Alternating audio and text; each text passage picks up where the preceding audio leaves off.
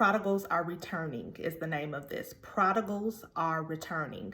So we're going to start off reading from Luke 15. Okay, in the New King James Version. Luke 15, starting at verse 11.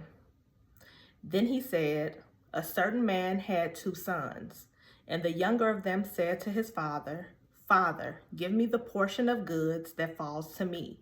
So he divided to them his livelihood.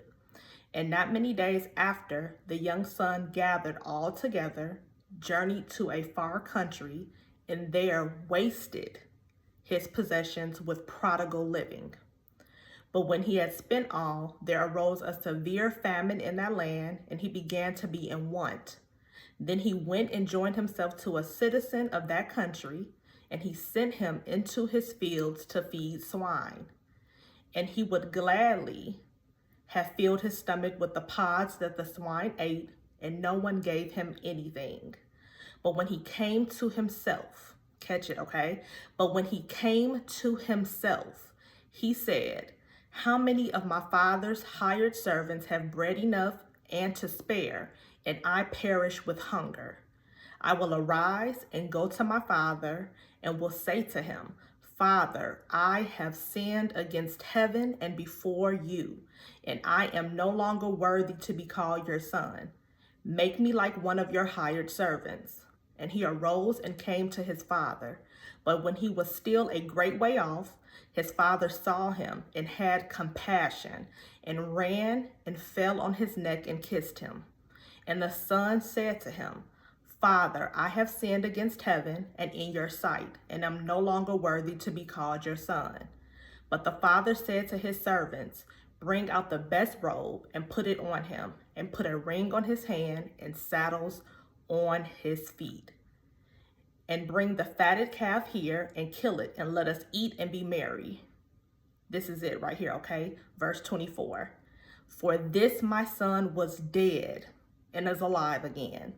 He was lost and is found, and they began to be merry. I'm going to read that one more time because I need you to catch it. I need somebody to catch it, okay? This is confirmation for somebody that is going to catch this video. This is confirmation for you. You've been praying, you've been interceding, you've been behind the scenes, okay? Warring and travailing for a prodigal to return. This is your confirmation. The prodigal will return. The prodigal is on his or her way. Verse 24, for this my son was dead and is alive again, and he was lost and is found. He was lost and is found, and they began to be merry. Okay, so I just wanted to pop in really quickly with a word of encouragement, also with some prophetic instructions. The prodigals are returning, okay? They're coming back, they're returning, and they're going, just like in Luke 15, they're going to return with a repentant heart. They are going to confess their sins. They are going to be truly apologetic, but not just be apologetic, but they will be very, very much so repentant in their heart. They are going to repent. They are going to confess their sins. They are going to ask for your forgiveness, okay? The prodigals are returning. Period. That's the word of the Lord. The prodigals are returning. But this is the prophetic instruction. Just like in Luke 15, the father had to have compassion in his heart for the return. Okay? So, it is your job to prepare even now before the return of the prodigal. And you have to do that by continuing to pray, to keep forgiveness in your heart towards them, right? The Lord is answering your prayer. He is bringing him or her back. This could be in regards to a child. This can be in regards to friends that you've been warring for that might have gone down a different path. This could be for your kingdom spouse, okay? Because God is releasing kingdom marriages. This is the year of the bride. God is releasing kingdom marriages. So you could be praying for your prodigal husband or wife. They are returning, but you have to have compassion in your heart. And when they return, celebrate them.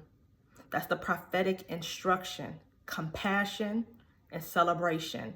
Just like Luke 15, compassion and celebration. Okay? Be encouraged. Your prodigal is returning. Be blessed.